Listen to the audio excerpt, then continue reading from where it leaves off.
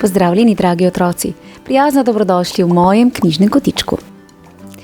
Tokrat se bomo odpravili v naravo, a tačneje v hribe, ter spoznali čudovitega ter ponosnega orla, simpatičnega ali ljubosumnega svisca in mojstra kuščarja.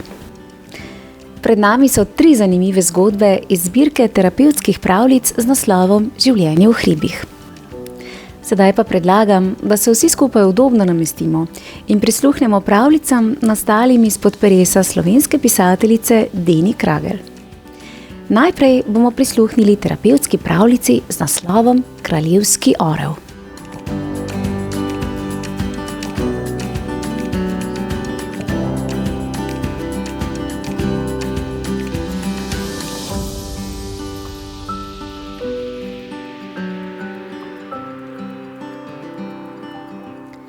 Nekoč, že dolgo tega, je visoko v hribih živel kraljevski orel. Vsi so občudovali največjega ptiča, ki tako visoko leti. Z neba jih je glasno pozdravljal, prijatelji pa so mu mahali. Ker so njegove oči videle zelo dobro, je bil zelo izbirčen pri hrani. Jedel je samo najbolj svežo mrhovino, lepo postreženo na svežem mahu. Nekega dne pa se je zbudil utrujen in razdražljiv. Gnezdo je imel velikansko, a njemu se je zdelo premajhno. Nikakor se ni mogel udobno namestiti, da bi se naspal. Zaradi vročih dni mu je vsa mrhovina smrdela. Brez dobrega spanca in dobre hrane pa je bil res slabe volje. To so opazili vsi, ki so ga imeli radi. Iskali so načine, kako bi mu pomagali. Kača mu je prinesla novo vejo za gnezdo. Kavka mu je prinesla čurvo za kosilo. Miška mu je prinesla mah za na mizo. Kraljevski orel pa jih je vse odgnal.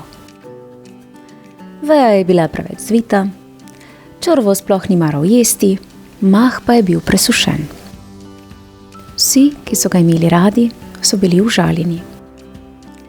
Želeli so mu pomagati, a njegovi razdražljivosti ni bilo konca. Te noči je hud dež namočil njegovo gnezdo in ga uničil.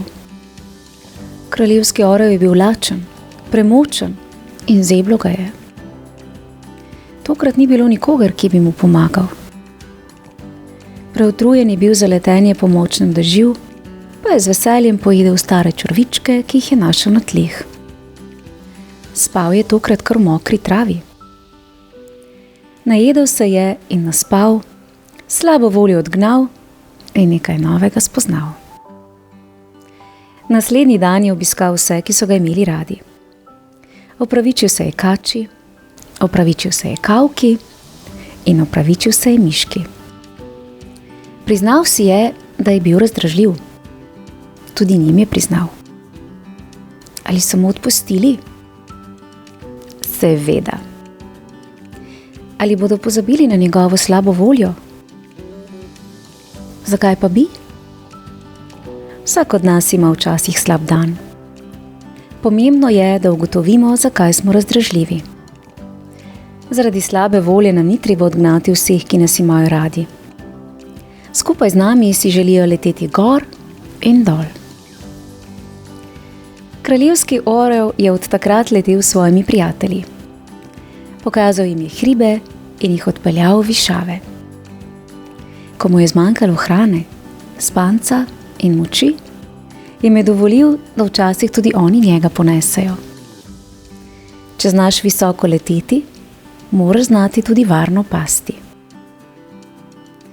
Prijatelji so postali njegova moč oziroma pomoč. Oni so mu dali moč, on pa jim je dal krila. Zdaj veš, kako je naš orel postal kralj. Bravo, orel. Sedaj pa bomo prisluhnili še eni terapevtski pravljici z naslovom Svizec.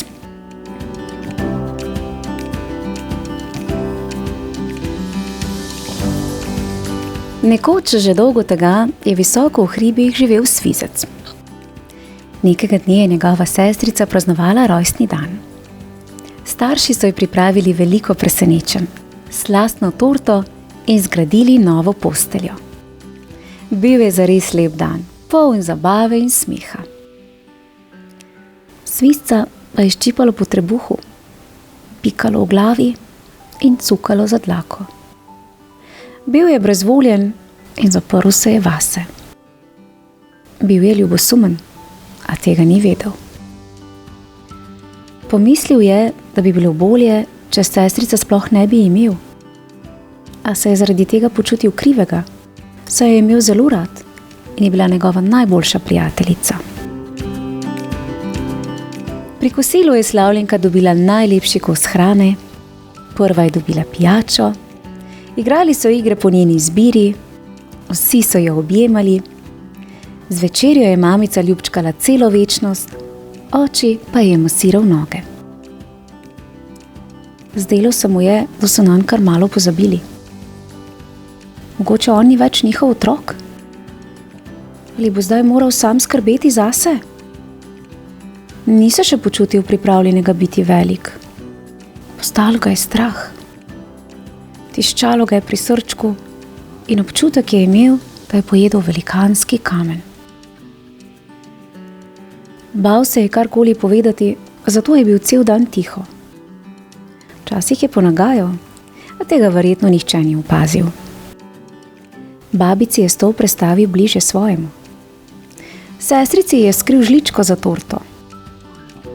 Prvi je preizkusil novo posteljo in jo razmetal. Mamici je nekajkrat zapiskal na uho. Očiju pa je večkrat odnesel očala in mu jih znova prinesel, ko ga je prosil. Iskal je načine, da bi ga opazili, a vsi so se ukvarjali samo z njegovo sestrico.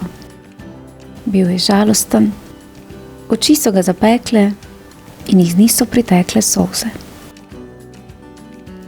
Kmalu je oče prišel še k njemu v posteljo in ga vprašal, če si tudi on želi masaže. Pridružila se je tudi mami in ga ljubčkala. Pogovarjali so se o lepem preživetem dnevu. Mamica se je smejala, kako jo je nekajkrat ustrašil, ko ji je zapiskal na uho. Oči se mu je zahvalil, da mu je vsakič pomagal najti očala. Čakala sta na njegove besede. Opazila sta ljubosumje svojega sina in pustila sta mu čas, da ga je tudi sam spoznal. Pripovedovala sta mu o njegovem rojstnem dnevu, ki ga je praznoval samo mesec prej.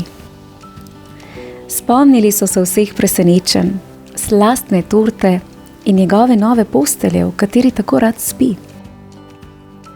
Cel dan so vsi skrbeli za njegovo dobro počutje in mu pripravili zelo lepo praznovanje. Takrat je sestrica zvečer v posteli jokala. Ščipalo jo je po trebuhu, pikalo v glavi in cukalo za dlako. Tiščalo jo je pri srčku in občutek je imela, da je pojedla velikanski kamen. Bila je ljubosumna. Svizec je široko odprl oči in z olajšanjem pokimal z glavo.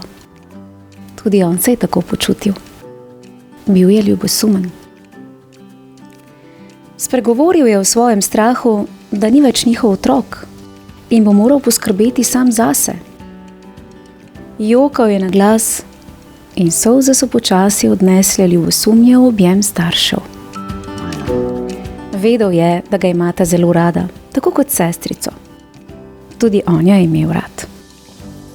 Zdaj je bil vesel, da je imela tako lepo praznovanje, kot ga je imel on.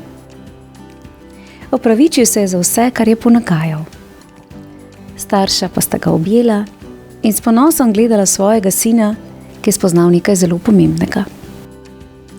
Čeprav nimata le njega, bo on vedno njen otrok, ona dva pa njegova starša.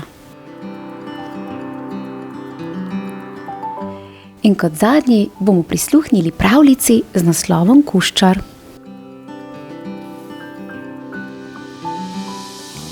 Nekoč že dolgo tega je visoko v hribih živel mojster Kuščar. Veliko bi se lahko naučili od njega. Najprej pa se je moral naučiti on sam od sebe. Že ob rojstvu se je znal spretno plaziti, a je vztrajno klical mamico in jo prosil, naj ga nosi na svojem hrbtu. Trdil je, da še nima dovolj moči v nogicah. Ker je mamica želela najboljše za svojega sina, ga ni nosila. Plazila se ob njem in ga spodbujala. Trdila je, da zmore, on pa je vpil, da ne zmore niti koraka naprej. Nekega dne je bil lačen, okrog glave pa mu je letal cel roj muh. Namesto da bi iztegnil jeziček in se najedel, je začel na ves glas jokati, kako hudo lačen je. Čeprav je bil spreten lovec, je trdil, da loviti ne zna. Lepše bi mu bilo, če bi mu prinesli že pripravljeno večerjo, po možnosti še zmiksano, da si ne poškoduje močnih zob. V šoli so se učili spreminjati barve. Mojster Kuščar pa si ni želel niti poskusiti. Trdil je, da mu to ni všeč, raje je ves čas zelen.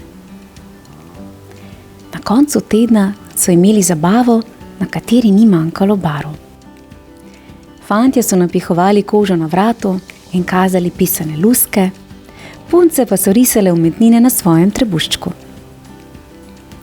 Mojster Kuščar je le opazoval iz svojega kotička in barve so mu postajale čedalje bolj všeč. Niti vedel ni, da jih že zna spreminjati. Le poskusiti bi moral. Konec tedna je preživel pri babici, ki mu je pripovedovala, da imajo sorodnike po celem svetu, saj so najstarejša bitja, ki živijo na planetu. Čeprav mu je bilo všeč, da se babica tako veliko pogovarja z njim, se je delal, da je ne posluša. Strah ga je bilo, da bo nehala razlagati, če bo postavil preveč vprašanj. Raje je trdil, da tega noče vedeti. Ko se je s sosedi igral, se je odločil, da ne bo upošteval pravil. Odvrgal je svoj rep in je grdo nahecal. Prepričani so bili, da se mu je nekaj hudega zgodilo. Mojster Kuščar pa ni bil v nevarnosti. Smešno se mu je zdelo, kako zaskrbljeni so. A smejal se je zelo kratek čas, saj je že pri naslednji igri ugotovil, kako pogreša svoj rep. Brez njega ni bil več tako hiter in poskočen. Zdaj je moral čakati, da mu zraste nov. Ne zmorem, ne znam, nočem, ne bom. Vsak dan je postajal bolj utrujen od teh besed, ki so ga kot črvički grizljali po trebuhu. Poslušal je svoj srčni utrip. Zdelo se je, da se pogovarja z njim.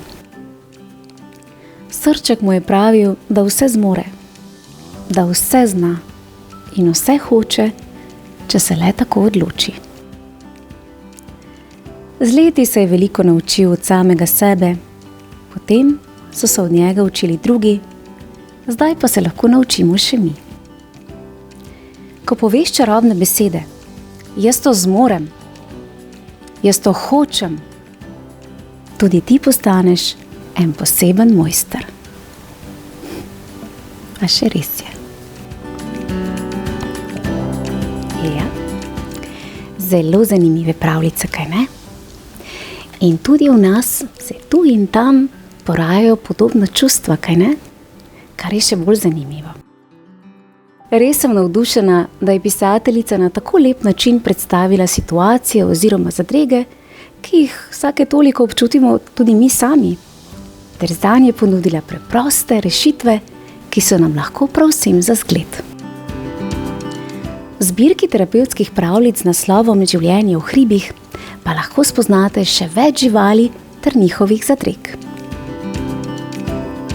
Otroci, v mojem knjižnem kotičku pa lahko prisluhnete še 2 terapevtskima pravljicama iz zbirke Življenje v morju, v kateri boste spoznali meduzo, ki ni želela več kakati, ter malo školjko. vabljeni k poslušanju. Lepo se imejte, ter se kmalu spet poslušamo. Pošiljam vam en hribovski pozdravček. Čau, čau. Bravo, živali. Ste pa res lahko ponosne na vse.